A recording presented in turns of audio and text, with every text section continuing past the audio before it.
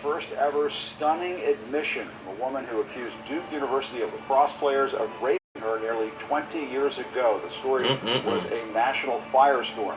She now says she lied about the encounter. Crystal Mango first made the claims back in 2006, saying remember this is a big story. Lacrosse team raped her after she had been hired to dance at a house party the team was throwing. Police charged David Evans, Colin Finnerty, and Reed Seligman after Mangum's accusations. But after much back and forth and the city's DA stepping down from the case, North Carolina's Attorney General later dismissed the charges, citing a lack of evidence. But now, going on the record on a podcast nearly 20 years later, Crystal Mangum says she was lying the whole time. I testified falsely against them by saying that they raped me when they didn't, and that was wrong. No shit. And I betrayed the trust of a lot of other people who believed in me. Nasty work. And made up a story that wasn't true because I wanted validation from people and not from God. Shut your ass and up. Yo, sometimes I really wonder what goes through the mind of these people who make up these fake stories. Because it's one thing to tell a lie once. It's another thing to tell it over and over and over and over again. And even when these people confront you with the blatant truth, no, I didn't do it. All these three people saying they didn't do it. Inconsistencies in your story. This, that, and the other thing. You double down, maintain it. Nigga, this was 20 years ago. You now saying they didn't do it? Are you fucking kidding me? Bruh, the thing is, it's like, in situations like this, the case was dismissed, charges dropped. The guy who actually prosecuted it ended up getting disbarred, I think, after he stepped down and spent, I think, 1 day in jail. And for, like, I think unrelated ethics violations or something like that. Notice how she said that she's looking for validation, something fleeting and minute in her time, just to give her validation and feel uplifted and loved. Like my husband just stated, this is 20 years. You're going to have to be under the microscope and examined and asked over and over and over again. For somebody who has been through something traumatic, they're going to want to be 10 toes down because it's adamant, because they're adamant about what happened because it dehumanized them. Yeah, but that's what you do when you're pretending to tell the truth. Right. So it's just like, I don't understand how women think that it's okay to go lie about somebody's life when not only you're ruining someone else's life, but you're going to end up ruining your own life too, when you want to retract everything because it's too much for you, because it's ongoing, it's just so exhausting, and this thought of getting validation, feeling loved and lifted becomes out of sight, out of mind because it's too much. Loved and lifted? Your ass is public enemy number one now. It's not worth it. What are you talking about? I was wrong when God. And you're wrong for doing it. Who I was, regardless. I didn't need to seek validation from Him because I already had. You a bad person, bro. That's what you are. Wait till you hear where she's at now. And I hurt my brothers.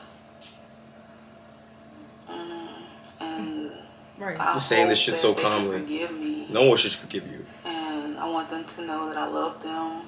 Because she knows what she's asking for is not going to hold any weight. I don't know. And the damage is already done. I would hold a grudge like this till I die. Yeah. And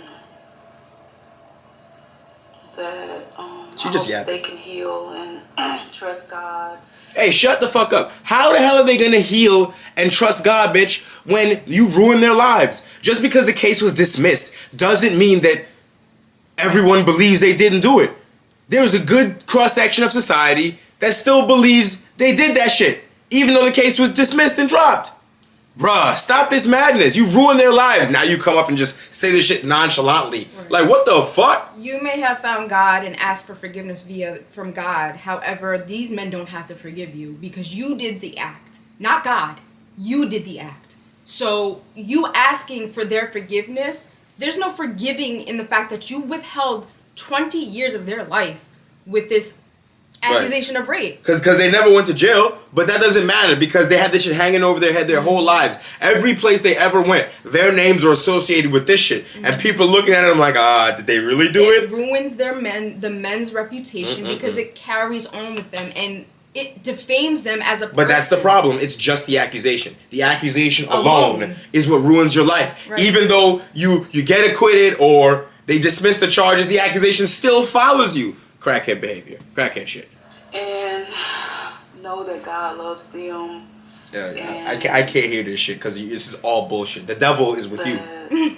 Fuck you talking about. I'm not even religious. The devil is with you, bitch. Fuck out of here. Ain't no God over there. Know that they're valuable and that they didn't deserve that. Quiet, Judas. Joining now is It's fucking ridiculous. Like, what the fuck? In this case, Gene, give us a sense of how impactful and controversial these accusations and the result were at that time. I remember, you remember this story all too well. I was in high school. This was big news. Literally a firestorm of a story back in 2016. I was in high school playing a team sport. This was big news. Admission all these years later, it's just extraordinary. And 3 young lives were destroyed at that time. You know, it was 2006. It was Durham, North Carolina. I was there. I was covering this. And Crystal Magnum made the accusation that she was raped by David Evans, Colin Finnerty, and Reed Segelman. And there were charges, very serious sexual assault charges that had terms of imprisonment for the rest of their lives. And you have to understand that sometimes people plead guilty to things that they didn't do in order to avoid heavy charges. Something like this, if they just believe her. Or going to have to drag through the whole ordeal. Well, I'm saying if they believe her, you may take 10 years to avoid 40. And you didn't do it. Could you imagine if they had pled for whatever reason? And now in 2024, you're just casually admitting that they didn't do it? Boy, there should be something that should be done to you for this. But then again, you're going to see why that probably won't matter because you'll see where she's at now. And in Durham, that's where it started, and everyone took Crystal Magnum's side because she came out with details, very specific, graphic details. And the young men said, we didn't do this, but Duke University did not stand by them either. They were just really silent, but everyone was focused that she was telling the truth, they weren't. Then it went to a national level, and their names became household names. And they were taken into court on these very serious charges. And they were in college. They were at Duke University. Furthermore, the lacrosse team, their entire season was canceled. The coach was fired. So there were ramifications from it. Now, 1 year later, the Attorney General exonerated them of innocence. But there's so much more to the story. I was in the courtroom.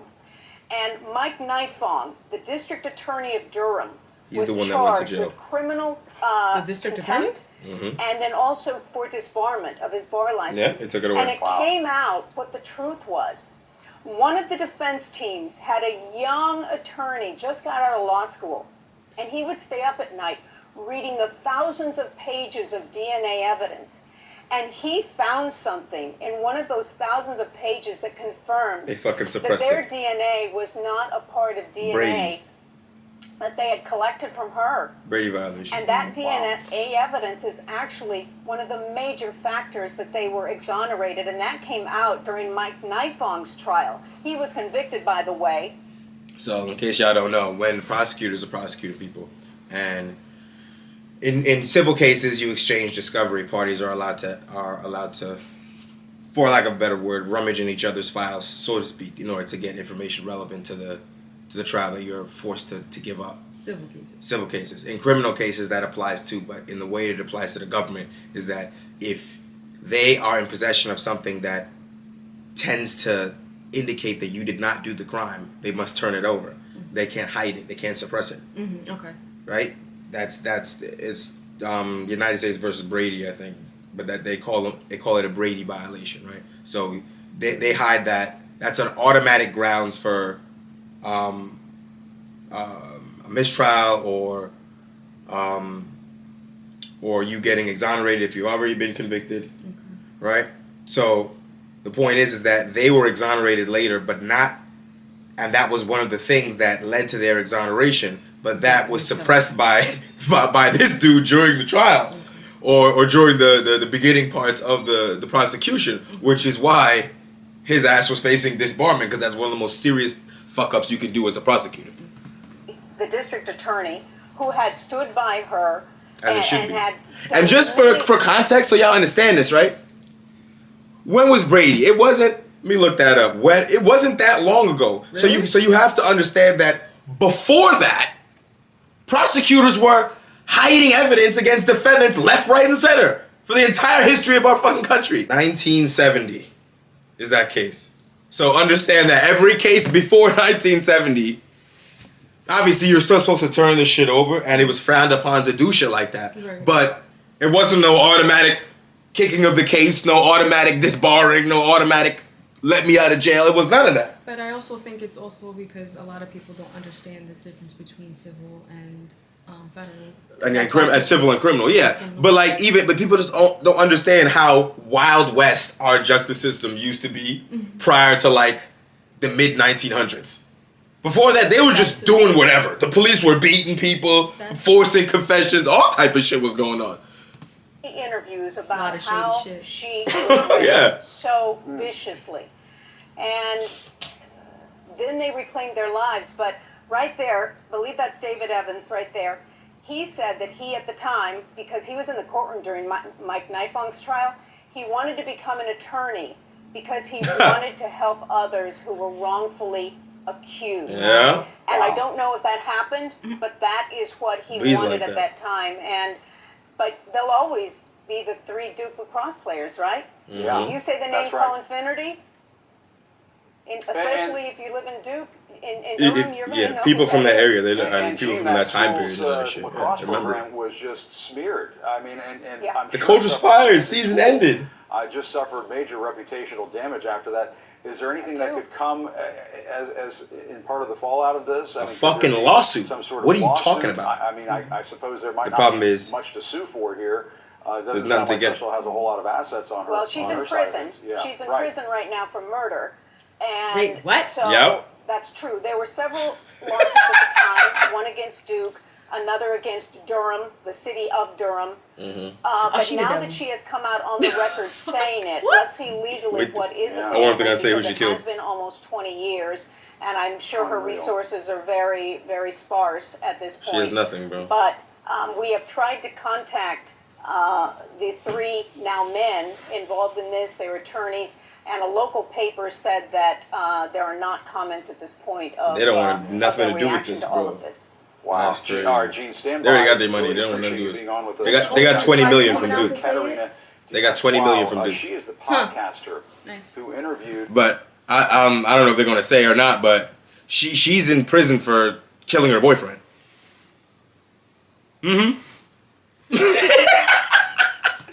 Crystal Mangum, when this admission What a was savage. offered up. Katerina, I understand you're on the phone with us. Tell us a little bit about Yes, this hi. interview, and how did this come about? Well, so I'm a New Yorker who lives in Durham, North Carolina. I started my show Let's Talk with Cat.com, and I was looking for an interesting interview. In my circle, people have talked about Crystal, and there was so much mystery around it for me because it seemed like some people viewed her as a pariah and some people still viewed her as a victim. So I just thought, I want to find out for myself who this person is, and I wanted to see the reasonings behind decision making, and just that's Gather what I the was town for the heading. stoning. Yeah, but Kat, Like, what are we talking about here? Tell me about this admission. I mean, she just blurted it out. Did you have to press her? How did that go down? So my intentions had nothing to do with getting any confessions out of Crystal. I contacted her via our online platform, and I asked her if I could interview her. And the protocol of this prison was trying to get right that with the she Lord. needs to mail me a letter and confirm if she's down for the interview. She did. She mailed me a letter, and in the letter, she said that she would like to give me an interview, but also she would like to apologize to Duke Lacrosse players.